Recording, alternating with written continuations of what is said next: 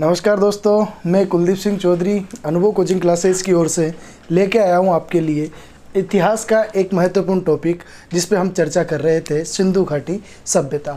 और सिंधु घाटी सभ्यता में अब तक के वीडियोस के अंदर हमने सिंधु घाटी सभ्यता का सामान्य परिचय पढ़ा, उसके बाद इसका नगर नियोजन देखा, उसके बाद इसका सामाजिक जीवन देखा। कुल मिला के हमने अब तक सिंधु घाटी सभ्यता के 3 से 4 पार्ट देखे, और उन 3 से 4 पार्टों के अंदर अब तक सिंधु घाटी सभ्यता को लगभग हमने 60% सिलेबस जो है वो इस सभ्यता का कवर किया है।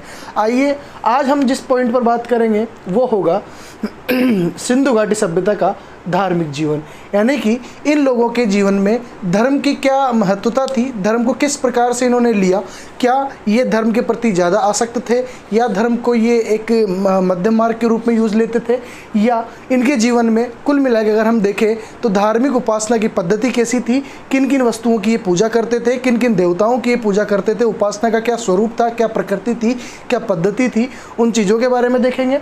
और अगला है कि इंसान के मरने के बाद, यानी कि शव जो है, उस शव को मरने के बाद क्या किया जाता था, यानी कि या तो उसको पूर्ण रूप से दफना दिया जाता था या उसको किसी और प्रक्रिया के तहत उसको सुपुर्द खाक किया जाता था। इन सारी चीज़ों को लेकर आज हम बात करेंगे सिंधु घाटी सभ्यता के धार्मिक जीवन पर। तो सबसे पहले तो यहाँ जो मैंने लिखा है उन शब्दों के बारे में देखते हैं कि सिंधु घाटी सभ्यता का धार्मिक जीवन में धार्मिक उपासना, यानी कि उपासना की प्रकृति और उपासना की पद्धतियों के बारे में बात करते हैं। तो सबसे पहले हमारे सामने एक चीज़ आती है कि ये लोग जो है वो सूर्य की पूजा करते थे, ये लोग जो है वो नाग की पूजा करते थे, ये लोग वृक्षों को पूजा करते थे, यानी कि कुल मिला के अगर हम कहें तो ये प्रकृति पूजक थे, यानी कि प्रकृति में निहित वस्तुओं की, प्रकृति में निहित तत्वों की पूजा करते थे। अगली चीज़, एक चीज़ मैं आपको बताऊं कि ये लोग जो है वो लौकिक वस्तुओं की पूजा किया करते थे। लौकिक यानी कि इस लोक की वस्तुओं की पूजा करते थे, जो इनको अपनी आंखों से सामने दिखता था उन चीज़ों की पूजा करते थे। अब चूंकि सामने तो प्रकृति थी, उस ज़माने में कुछ और तो कुछ था नहीं, तो प्रकृति के अंदर सूर्य की पूजा करते थे, नाग की पूजा करते थे, वृक्षों की पूजा करते थे। कुल मिला के ये लोग प्रकृति पूजक थे और अलौकिक वस्तुओं की ये पूजा किया करते थे। अगली चीज़ देखते हैं, चीज़ हमारे सामने आती है कि किस प्रकार हम ये बता सकते हैं, हम ये प्रमाणित कर सकते हैं कि ये लोग सूर्य की पूजा करते थे या सूर्य के उपासक थे। तो हमारे सामने एक चीज़ निकल कर आती है कि सभ्यता स्थलों से प्राप्त स्वास्तिक के जो निशान है, स्वास्तिक यानी ये वाला निशान, ये जो निशान हमें मिलता है ये सूर्य पूजा का उदाहरण जो है वो प्रस्तुत करता है। अगली चीज़ हम देखें तो यहाँ के जो ये लोग थे, यहाँ से लिंग पूजा और योनि पूजा के प्रमाण भी हमें देखने को मिलते हैं। अगली चीज़, ये लोग जो है वो अंधविश्वास में भी जो है वो विश्वास किया करते थे। इसके सबूत के तौर पे हमें सभ्यता स्थलों से, जो सिंधु घाटी सभ्यता है, यहाँ के सभ्यता स्थलों से, विशेषतः हड़प्पा सभ्यता की अगर बात करें तो वहाँ से हमें ताबीज़ों का एक ढेर मिला है, लगभग 26 से 27 ताबीज़ों का एक गुच्छा मिला है। तो वो 26 से 27 ताबीज़ हमें ये बताते हैं कि ये कोई ना कोई एक ऐसी अदृश्य वस्तु की कामना करते थे, ऐसी वस्तु की पूजा करते थे जो अंधविश्वास के प्रतीक के रूप में मानी जाती है। आज भी हम देखते हैं कि हमारे ग्रामीण संस्कृति में ज़्यादा चलता है ताबीज़, कंडे, डोरे। तो ये जो है वो अंधविश्वास का या एक ऐसी अलौकिक शक्ति का परिचय देता है जो वर्तमान में या वास्तविकता में हमारे सामने मौजूद नहीं होती। अगली चीज़, इनके जीवन में स्नान का काफ़ी महत्व था, और इस चीज़ की जानकारी हम ऐसे ले सकते हैं कि यहाँ पूरी सिंधु घाटी सभ्यता में एक चीज़ हमें बार बार देखने को मिली है, और वो है स्नानागार। ये व्यक्तिगत रूप से मकानों में भी बनाए गए और ये सार्वजनिक स्थलों के रूप में भी ये बनाए गए। तो स्नानागार हर मकान के अंदर होना, यानी कि कुछ ना कुछ जल स्रोत का मकानों के अंदर विद्यमान होना, ये बताता है कि इनके जीवन में स्नान का अधिक महत्व था। और आज भी हम उसी पद्धति को फॉलो कर रहे हैं। कोई सी भी धार्मिक प्रक्रिया स्टार्ट करने से पहले हमें अपने शरीर को पावन करने के लिए, पवित्र करने के लिए स्नान करना पड़ता है। तो उस चीज़ को हम यहाँ से जोड़ सकते हैं। अगली चीज़ हम देखते हैं कि इन लोगों में जो है वो बलि प्रथा विद्यमान थी। जैसा कि मैंने एक पिछले वीडियो के अंदर आपको बताया कि सिंधु घाटी सभ्यता में यहाँ से कुछ अग्निकुंड यानी कि अग्नि वेदिकाओं के साक्ष्य मिले हैं। और हम बात करें तो अग्नि वेदिकाओं के साक्ष्य एक तो हमें लोथल से प्राप्त होते हैं और एक हमें कालीबंगा से प्राप्त होते हैं। इन अग्निकुंडों के अंदर या अग्नि वेदिकाओं के अंदर जो है वो आधी पकी हुई हड्डियां प्राप्त हुई है। इससे हम ये अंदाज़ा लगा सकते हैं कि ये लोग धार्मिक प्रक्रिया को संपादित करते समय हड्डियां, यानी कि कुछ पशुओं के बलि दिया करते थे, इसीलिए यहाँ इन अग्निकुंडों से जो है हमें हड्डियों के प्रमाण देखने को मिलते हैं। यानी कि इन लोगों के समाज में बलि प्रथा भी जो है वो विद्यमान थी। अब ये इनके धार्मिक उपासना का स्वरूप था कि लौकिक वस्तुओं की पूजा किया करते थे, प्रकृति पूजक थे, लिंग योनि की पूजा किया करते थे, ताबीज ये बांधते थे, यानी कि ये लोग अंधविश्वासी थे। स्नान का इनके जीवन में काफ़ी महत्व था। बलि प्रथा की इनके जीवन में प्रचलन था। नारी को, ये जो महिला को जो है, चूँकि ये सभ्यता पूरी मात्र सत्तात्मक सभ्यता है, इसलिए नारी को जो है, महिला को जो है वो शक्ति और जननी दोनों ही रूपों में पूजा की जाती थी।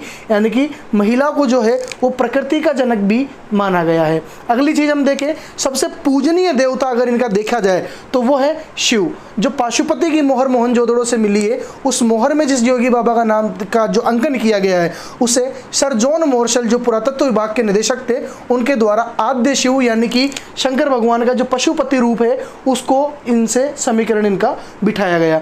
यानी कि सबसे पूजनीय देवता देखा जाए तो इनका था शिव, यानी कि वर्तमान के शंकर भगवान, देवों के देव महादेव।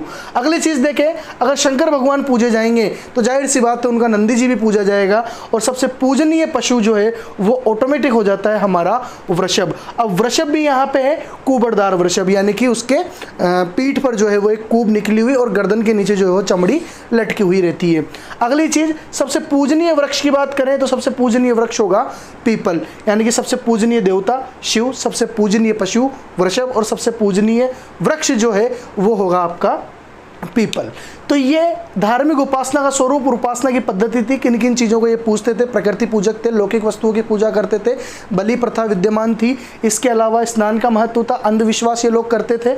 अगली चीज़ें, ये शिव भगवान को मानते थे, कुबड़दार बेल को मानते थे, पीपल का वृक्ष इनके जीवन में काफ़ी अधिक महत्व रखने वाला था। अगली चीज़ देखें, शवाधान पद्धतियाँ। शवाधान पद्धतियों का मतलब ये है कि शव को, यानी कि आदमी के मरने के बाद जो उसका शरीर बचता है, उसे किस तरीके से ठिकाने लगाया जाता था या उसको अंतिम रूप से कहाँ तक उसको पहुँचाया जाता था। तो यहाँ हमारे सामने सिंधु घाटी सभ्यता में हमें 3 पद्धतियाँ प्रचलन में देखने को मिली। पहला है पूर्ण समाधिकरण।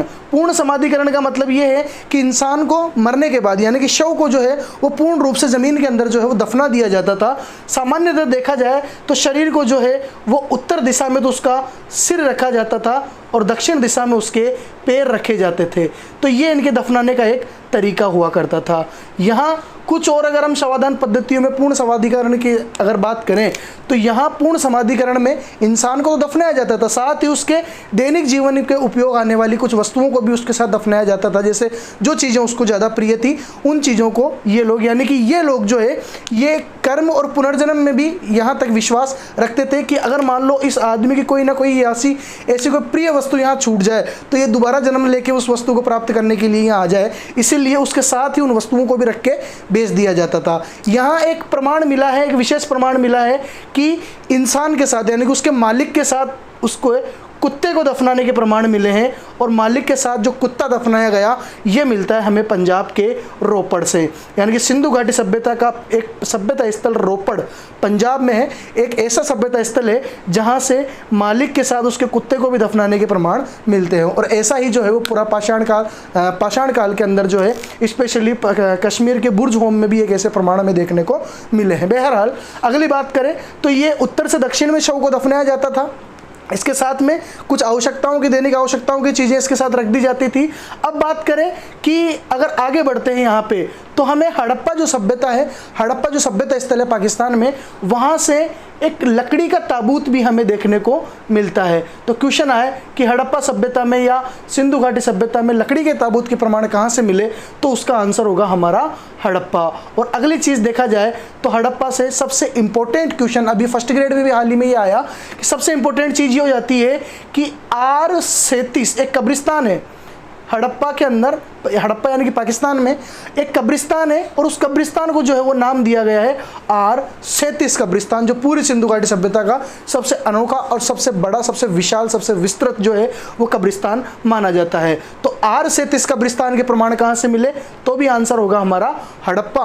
और लकड़ी के ताबूत के साक्ष्य कहाँ से मिले, तो भी आंसर होगा हमारा हड़प्पा। इंसान को ताबूत में रख के जो है वो जमीन के अंदर पूर्ण रूप से दफना दिया जाता था, और इसी प्रक्रिया को जो है वो कहा जाता था पूर्ण समाधिकरण। अगली चीज पर आए तो अगली चीज है आंशिक समाधिकरण। आंशिक समाधिकरण का मतलब यह है कि इंसान को मरने के बाद यानी कि शव को पहले तो जंगल में पशु पक्षियों के खाने के लिए फेंक दिया जाता था और उसके बाद जो शरीर का जो भी अंग जो भी हड्डियां बचती थी उन हड्डियों को जो है वो दफनाया जाता था। अभी अगर बात करें इसको हम अगर राजस्थान में इतिहास कला संस्कृति से जोड़ने की कोशिश करें तो आपने ये चीज़ सुनी होगी कि दादू पंथी जो होते हैं, दादू संप्रदाय को मानने वाले जो अनुयायी होते हैं, उनके शरीर को मरने के बाद जो है वो जंगल में पशु पक्षियों के लिए छोड़ दिया जाता है। स्वयं संत दादू दयाल के शव को भी भिराना की पहाड़ियों के अंदर यानी कि अलवर में छोड़ा गया।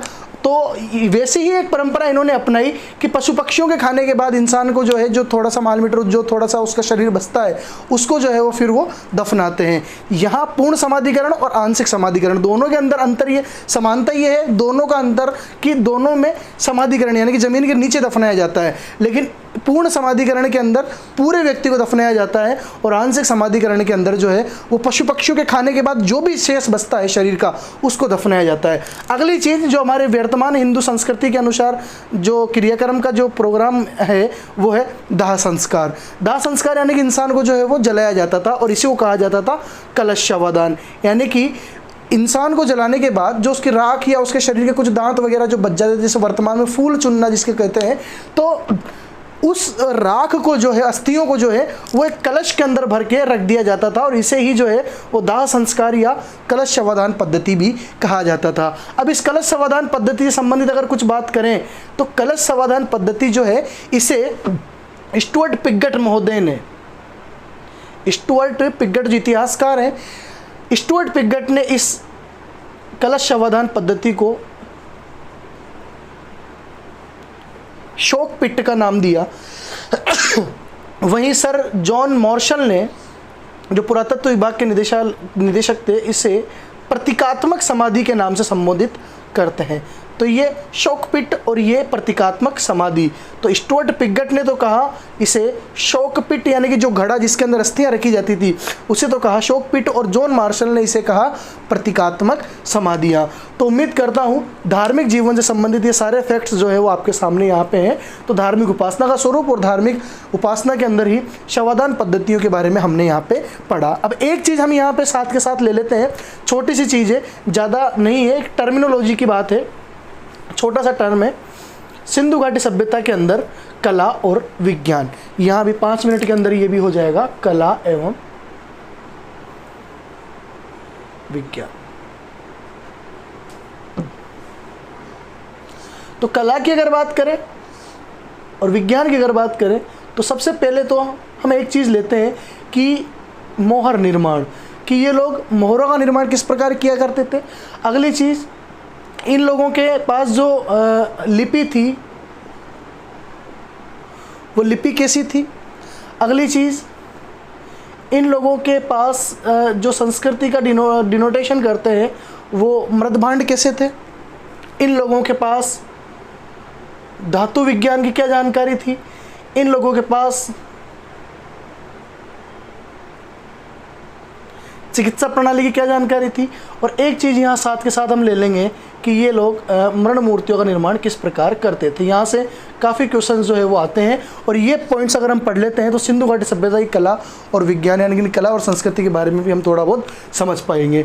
मोहरे जो है, इन मोहरों का निर्माण जो है वो शेलखड़ी पत्थर से किया जाता था। ये कई बार एग्जाम्स के अंदर पूछा गया है कि मोहरों का निर्माण कैसे होता था, तो मोहरों का निर्माण शेलखड़ी पत्थर से किया जाता था। सिंधु घाटी सभ्यता में जो है वो सर्वाधिक मोहरों की अगर बात करें तो सर्वाधिक मोहरें जो है वो मिलती है हमें मोहनजोदड़ो से।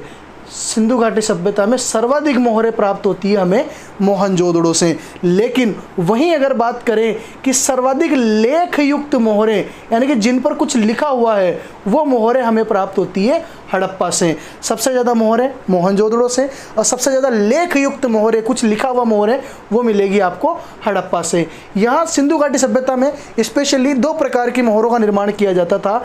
एक मोहर जो आयताकार स्वरूप की होती थी और एक मोहर जो वर्गाकार स्वरूप की होती थी। इससे पहले भी मैंने आपको बताया कि यहाँ से कुछ विशेष मोहरें भी मिली है जो हमें विदेश व्यापार के प्रमाण देते हैं या अन्य संस्कृति के साथ हमारे संबंधों की प्रगाढ़ता को जो बताते हैं। जैसे मेसोपोटामिया की बेलनाकार मोहरें, तो मेसोपोटामिया की जो बेलनाकार मोहरें हैं वो मोहनजोदड़ो से हमें प्राप्त हुई है। खैर आगे चलते हैं, मरण मूर्तियाँ। तो मरण मूर्तियाँ, मरण का मतलब है मिट्टी और मूर्तियाँ यानी कि मिट्टी से बनी हुई मूर्तियाँ। तो ये लोग मरण मूर्तियों का निर्माण टेराकोटा से किया करते थे। टेराकोटा यानी कि मिट्टी को पकाने के बाद उसको एक विशेष आकार देके जो है वो मिट्टियाँ बनाते थे। आपने पहले देखा होगा कि पूरी सिंधु घाटी सभ्यता में सबसे ज़्यादा मरण मूर्तियाँ जो है वो स्त्री आकृति की मिली है। स्त्री आकृति की मिलने के कारण ही इस सिंधु घाटी सभ्यता को जो है वो हमने मात्र सत्तात्मक सभ्यता के बारे में बताया। फिर भी यहाँ से और भी कई सारे खिलौने जैसे मिट्टी से बनाए हुए, इन्हीं के अंदर अगर हम देखें तो उन खिलौनों के अंदर आता है कि अगर देखा जाए तो हल से बना हुआ खिलौना, मिट्टी का हल के रूप में बना हुआ खिलौना, जो हल होता है उस हल के रूप में जो खिलौना मिला है वो हल का खिलौना मिला है हमें बनवाली से। इसके अलावा आगे जो भी होगा अपन सभ्यताओं के अंदर वहाँ पे बात करेंगे। बहरहाल यहाँ इतना ध्यान रखना है कि मरण मूर्तियों का निर्माण जो है वो टेराकोटा से किया जाता था।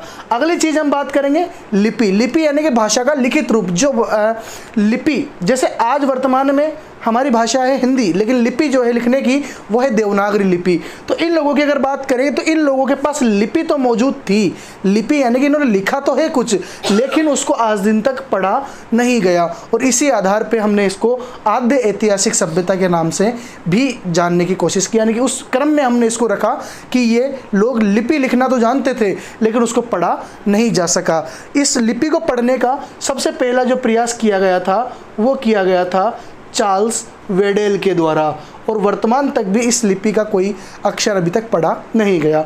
अगली बात करें तो लिपि इनकी कैसी थी, तो सबसे पहली चीज़ मैं आपको ये बताना चाहूँ कि इन लोगों ने अपने भावों को, यानी कि इनके मन में जो भाव थे उन भावों को चित्रों के माध्यम से समझाने की कोशिश की। इसीलिए इस लिपि को भाव चित्रात्मक लिपि के नाम से जानते हैं। अगली चीज़, ये जो लिपि लिखते थे उस लिपि को ये लोग जो है वो दाएं से स्टार्ट करके बाएं तक ले जाते थे और वापस जो है वो बाएं से दाएं की ओर मोड़ देते थे। यही क्रम जो है वो लगातार चलता रहता था। यानी कि दाएं से स्टार्ट करके बाईं ओर ये लिखते थे और यहाँ से पुनः बाएं से दाएं, फिर दाएं से बाएं। तो ये सांप की तरह एक सर्पिलाकार आकृति हो गई। इसीलिए इस लिपि को जो है वो सर्पिलाकार आकृति के नाम से भी जानते हैं।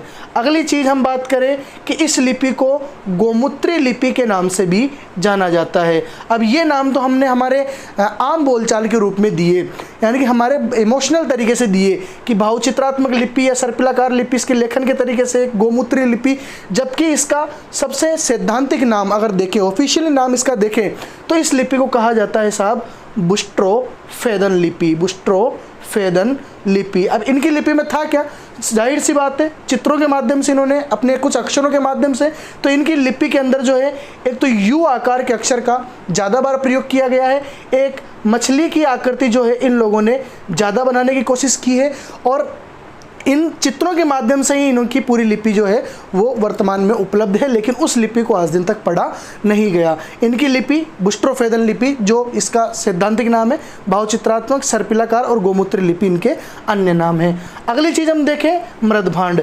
दोस्तों मृदभांड जो है वो किसी भी सभ्यता, किसी भी समाज और किसी भी संस्कृति के कालक्रम को दर्शाते हैं। चूँकि प्राचीन सभ्यताओं में मृदभांडों के जो उत्खनन हुए और उत्खनन में जो मृदभांड मिले वो हमें एक विशेष सभ्यता के बारे में दर्शाते हैं, सूचित करते हैं। तो यहाँ जो मृदभांड प्रचलन में थे उन मृदभांडों के अंदर देखा जाता है कि यहाँ लाल काले मृदभांडों का प्रचलन सबसे ज़्यादा हुआ। कई प्रकार के मृदभांड, जैसे बाद की सभ्यताओं के अंदर देखा जाए तो मौर्य काल के आसपास जो है वो उत्तरी काली पोलिसदार मृदभांड मिलते हैं। इससे पहले थोड़ा सा अगर वैदिक काल के अंदर देखा जाए तो चित्रित दूसर मृदभांड, गोरिक वर्णी मृदभांड, कई सारे मिलते हैं।